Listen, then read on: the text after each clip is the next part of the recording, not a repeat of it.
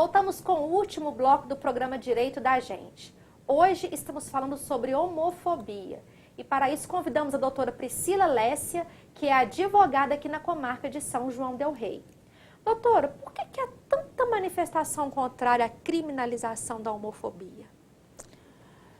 Bom, o que a gente percebe, a princípio, é uma intolerância e a ignorância das pessoas com relação ao que é diferente. E isso não é de agora, isso não é com esse grupo, isso já aconteceu com os negros, a gente já viu isso com as mulheres, que ainda vêm sofrendo preconceitos, apesar de já terem garantidos muitos direitos, né, que é a ideia disso. Mas o ser humano, ele tende a tratar com repúdio aquilo que é novo no sentido, porque a condição sexual das pessoas não é uma questão nova. É antigo, desde sempre a gente já tinha relatos históricos desse tipo de situação, porém a discussão sobre isso é muito recente. Ela veio agora com a possibilidade do casamento, né, homoafetivo, antes disso com o reconhecimento da união estável, com direitos patrimoniais, sucessórios, previdenciários, inclusive, de se deixar pensões. Então, isso é tudo muito recente, a sociedade ainda não sabe tratar disso e a sociedade em si é muito ignorante ainda em relação a isso, sabe? Prefere julgar, apontar e falar que é errado, que é pecado. A religião, nesse ponto, ela tem uma influência muito grande. Não, de forma alguma, a intenção aqui não é julgar ou criticar a religião, não é isso que a gente fala, mas eles têm uma pregação que é da crença deles, entendeu? E acabam criando essa barreira difícil de se transpor. Né? Então, as pessoas, por intolerância, por ignorância, estão dificultando que sejam reconhecidos essa questão, principalmente no legislativo, que impede a criação dessa criminalização, que são as pessoas responsáveis, né? O legislativo, ele faz as leis e é muito importante porque o legislativo, ele está ali para defender a condição de todos os brasileiros, de uma forma uniformizada. E o que a gente vê são as bancadas específicas defendendo direitos dos seus grupos, em detrimento do restante. O que não pode acontecer, o que não é o certo, misturar política com questões religiosas, com questões esportivas. Então, cada legislador está ali para defender o seu ponto de vista, tudo bem. Mas ele tem que lembrar que ele está ali como representante do povo, e ele representa o povo todo, a nação brasileira, né? Então, fica o recado de que as pessoas precisam se conscientizar e buscar conhecer e aprender para não agir com essa intolerância, para não ser mais um ignorante nesse assunto. A própria palavra preconceito, né, ela já indica que é um pré-julgamento sem conhecer. Sem conhecer. Né? Exatamente. E a criminalização da homofobia, ela é um caminho para a resolução dos problemas de discriminação por orientação sexual? Você acha que criminalizando vai resolver o problema? Olha, a ideia é o seguinte, eu acredito sinceramente que ela vai com certeza diminuir a violência, porque ela vai punir com mais rigor esse tipo de crime. Eu acho que isso vai levar com que as pessoas pensem duas vezes antes de cometer um crime dessa natureza, entendeu? Se ela souber que ela vai ser punida severamente naquilo ali. Pode não resolver, porque o ódio ele está incutido na pessoa. Eu acho que o que resolveria mais do que a criminalização da homofobia seria a gente investir em educação para preparar essa nova geração, para eles virem mais abertos, mais livres desse tipo de preconceito. Mas com certeza seria um caminho corretor, eu diria, né? Para as questões que já estão aí, para esses conceitos e essa aversão e esse ódio que a gente já vê atualmente acontecendo.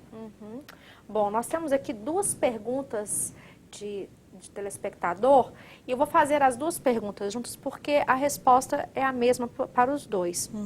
A primeira pergunta é a seguinte: o que um homossexual que sofre pode fazer para se defender, provavelmente que sofre, né, a homofobia?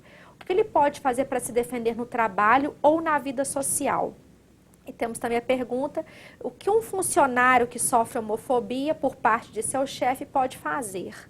Aqui nós estamos falando de homofobia no ambiente de trabalho, né? O que uma pessoa que sofre homofobia no ambiente de trabalho ela pode fazer para se defender, doutora? Então, o que a gente percebe pelo relato aí das perguntas é o que está configurado uma agressão moral, né, com relação a essas pessoas no ambiente de trabalho. Então, o que ela pode fazer? Ela pode recorrer-se ao judiciário para requerer uma punição por essa agressão que ela está sofrendo, mas o principal nesse caso é ela conseguir provar o que está acontecendo, né? Então, ela tem que juntar, sim, um arcabouço de provas, seja testemunhas, seja algum e-mail que ela tenha recebido, ou algum bilhete, alguma piadinha. No ambiente de trabalho, exatamente, né? Para ela poder conseguir configurar esse delito, né? Mas seria, no caso, um assédio moral. Um assédio moral, exatamente. Ela teria que juntar essas provas.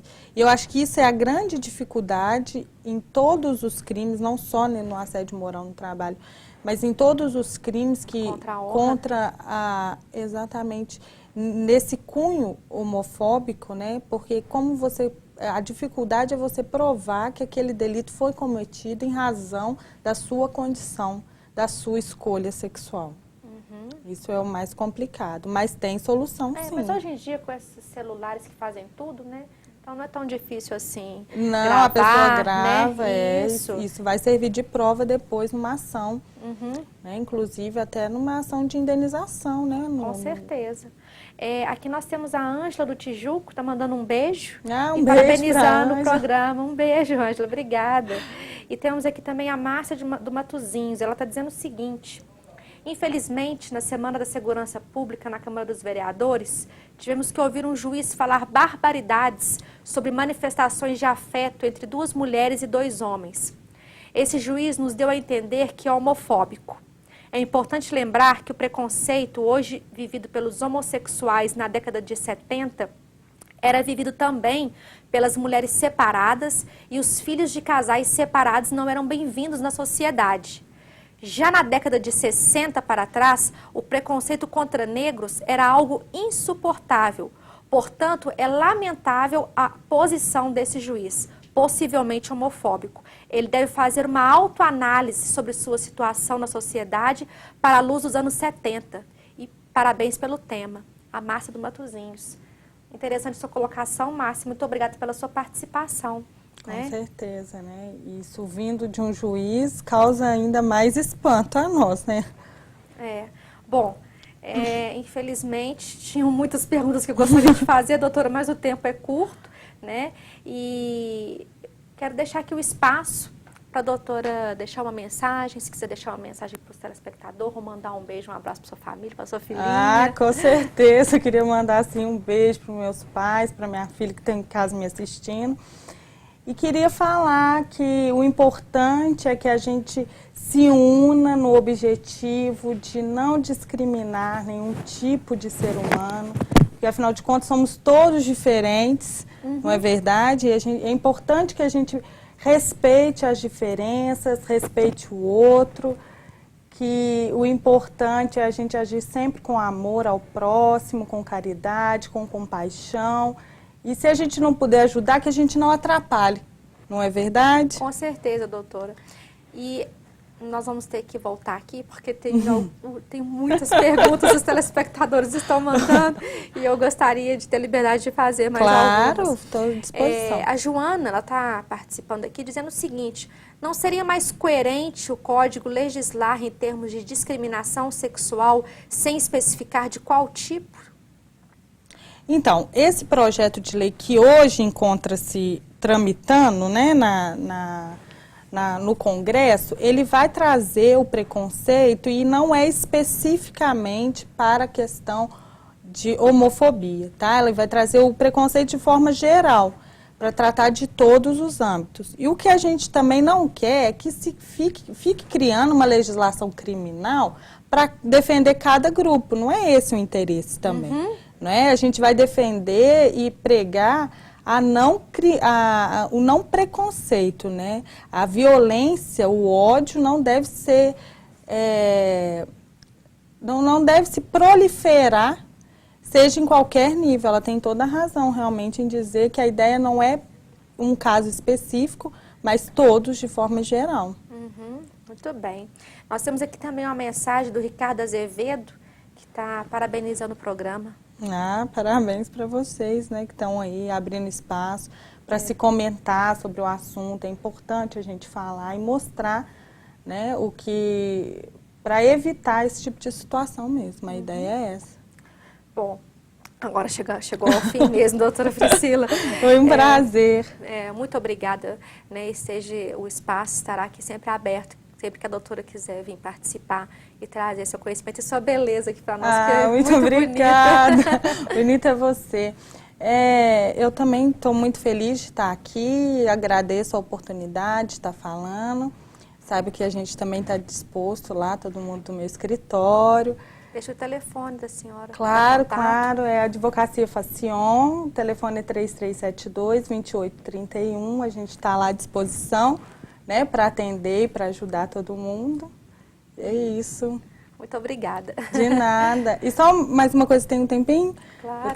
Vou deixar esse recado aqui, vão para todos os meus amigos, né, como diz um jargão da internet, bota a cara no sol, mana. Bom, e para você que não viu ou quer rever o nosso programa, ele é reprisado às quintas-feiras às 10h50 da manhã e nas sextas-feiras às 10 da noite. Na próxima quarta-feira, o nosso encontro é com o Dr. Rafael Campos. Muito obrigada pela sua participação e boa noite.